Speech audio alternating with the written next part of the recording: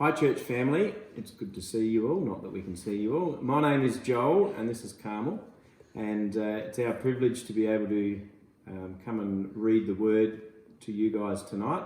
We miss you all very much and can't wait to the day that we can catch up again once this pesky virus leaves us alone. But till then, if you've got your Bible with you, we're going to be reading from Mathew chapter 16, 17 and 18, and it's got some great stuff in here for us to learn and be encouraged by. So let's start reading from Matthew chapter 16. The Pharisees and Sadducees came to Jesus and tested him by asking him to show them a sign from heaven. He replied, "When evening comes, you say it'll be fair weather, for the sky is red. And in the morning, today it will be stormy, for the sky is red and overcast. You know how to interpret the appearance of the skies, but you cannot interpret the signs of times.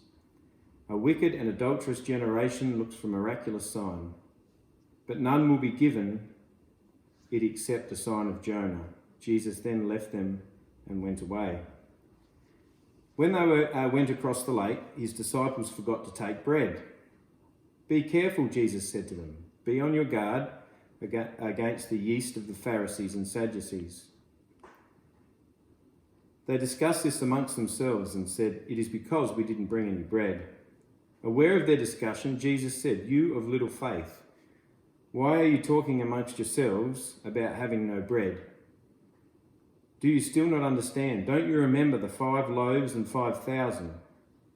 How many basketfuls did you gather? Or the 7 loaves for the 4,000? How many basketfuls did you gather? How is it you don't understand that I was not talking about the bread? Be on your guard against the yeast of the Pharisees and Sadducees." Then they understood that he was not telling them to be on guard against the yeast used in bread, but against the teaching of the Pharisees and Sadducees. When Jesus came to the region of Caesarea Philippi, he asked his disciples, "Who do people say the Son of Man is?" They replied, "Well, some say John the Baptist, others say Elijah, and still others Jeremiah or one of the prophets." "But what about you?" he asked. "Who do you say I am?" Simon Peter answered, "You are the Christ, the Son of the living God."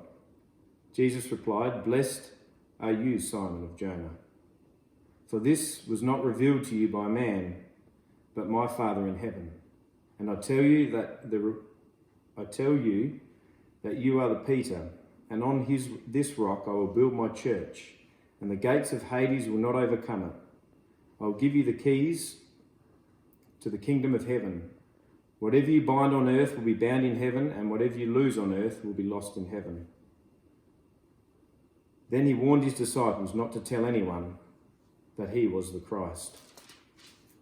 From that time, Jesus began to explain to his disciples that he must go to Jerusalem and suffer many things at the hands of the elders, chief priests and teachers of the law, and that he must be killed and on the 3rd day be raised to life. Peter took him aside and began to rebuke him. "Never, Lord," he said, "this shall never happen to you." Jesus turned and said to Peter, "Get behind me, Satan, you're a stumbling block to me. You do not have in mind the things of God, but the things of men." Then Jesus said to his disciples, "If anyone would come after me, they must deny themselves and take up their cross and follow me. For whoever wants to save his life will lose it, but whoever loses his life for me will find it. What good is it for a man that gains the whole world yet forfeits his soul? Or what can a man give in exchange for his soul? For the Son of Man is going to come into his Father's glory with the angels, and then will reward each person according to what he has done. I tell you the truth, some of you who are standing here will not taste death before they see the Son of Man coming in his kingdom." Chapter 17. After 6 days, Jesus took him with Peter, James and John, the brother of James, and led them up a high mountain by themselves.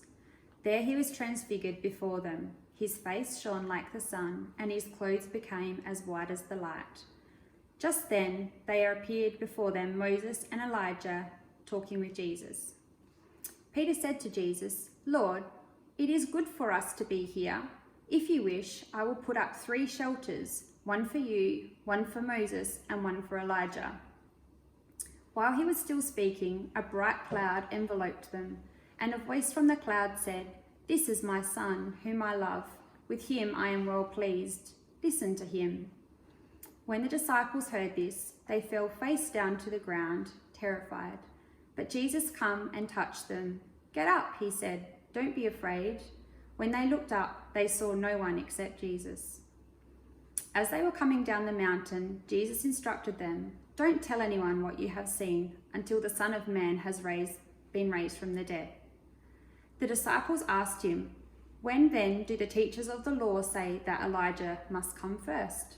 Jesus replied, "To be sure, Elijah comes and will restore all things. But I tell you, Elijah has already come, and they did not recognize him, but have done to him everything they wished. In the same way, the Son of Man is going to suffer at their hands." Then the disciples understood that he was talking to them about John the Baptist. When they came to the crowd, a man approached Jesus and knelt before him. "Lord, have mercy on my son," he said. "He has seizures and is suffering greatly.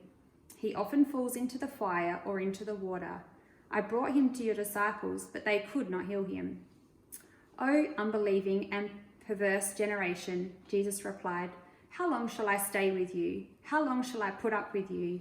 Bring the boy here to me." Jesus rebuked the demon, and it came out of the boy, and he was healed from that moment. Then the disciples came to Jesus in private and asked, "Why couldn't we drive it out?" He replied, "Because you have so little faith. I tell you the truth. If you have faith as small as a mustard seed, you can say to this mountain, 'Move from here to there,' and it will move. Nothing will be impossible for you." When they came together in Galilee, he said to them, "The Son of Man is going to be betrayed into the hands of men. They will kill him, and on the 3rd day he will be raised to life." And the disciples were filled with grief. After Jesus and his disciples arrived in Capernaum, the collectors of the 2 drachma tax came to Peter and asked, "Doesn't your teacher pay the temple tax?" "Yes, he does," he replied. When Peter came into the house, Jesus was the first to speak. "What do you think, Simon?" he asked. "From whom do the kings on the earth collect duty and taxes? From their own sons or from others?" "From others," Peter answered. "Then the sons are exempt." Jesus said to him, "But so that we may not offend them, go to the lake and throw out your line. Take the first fish you catch, open its mouth, and you will find a 4 drachma coin. Take it and give it to them for my tax and yours." And chapter 18. At that time the disciples came to Jesus and asked, "Who is the greatest in the kingdom of heaven?" He called a little child and had him come stand among them. And he said, "I tell you the truth, unless you change and become like little children, you will never enter the kingdom of heaven. Therefore, whoever humbles himself like this child will be the greatest in the kingdom of heaven. And whoever welcomes a child like this in my name welcomes me. But whoever causes one of these little ones who believe in me to sin, it would be better for him to have a large millstone hung around his neck and be drowned in the depths of the sea. Woe to the world because of the things that cause people to sin. Such things must come, but woe to the man through whom they come. If your hand or your foot causes you to sin, cut it off and throw it away. For it is better for you to enter life maimed and crippled than to have 2 hands or 2 feet and be thrown into the eternal fire. If your eyes cause you to sin, gouge it out and throw it away. It is better for you to enter life with 1 eye than to have 2 eyes and be thrown into the fire of hell. See that you do not look down on these little ones, for I tell you that their angels in heaven always see the face of my Father in heaven. What do you think if a man owns 100 sheep and one of them wanders away? Will he not leave the 99 and go into the hills and look for the one that's wandered off? And if he finds it, I tell you the truth, he is happier about the one sheep than the 99 that didn't wander off. In the same way, your Father in heaven is not willing that any of these little ones should be lost. If your brother sins against you, go and show him his fault, just between the two of you. If he listens to you, you have won your brother over.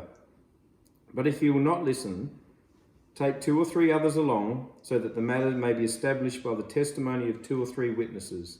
If he refuses to listen to them, tell it to the church. And if he refuses to listen to the church, treat him as you would a pagan or a tax collector. I tell you the truth, whatever you bind on earth will be bound in heaven, and whatever you lose on earth will be lost in heaven. Again, I tell you, if 2 of you on earth agree about anything you ask for, it will be done for you in my Father in heaven. For where 2 or 3 come together in my name, there I am with them. Then Peter came to Jesus and asked, Lord, how many times shall I forgive my brother who sins against me? Up to 7 times. Jesus answered, I tell you, not 7 times, but 77 times. Therefore, the kingdom of heaven is like a king who wanted to settle accounts with his servants. As he began the settlement, a man who owed him 10,000 talents was brought to him. Since he was not able to pay, the master ordered that he and his wife and his children and all that he had be sold to repay the debt. The servant fell on his knees before him. Be patient with me, he begged, and I will pay back everything. The servant's master took pity on him, cancelled the debt, and let him go. But when the servant went out, he found one of his fellow servants who owed him 100 denarii. He grabbed him and began to choke him. Pay back what you owe me, he demanded. His fellow servant fell on his knees and begged him, be patient with me, and I will pay you back.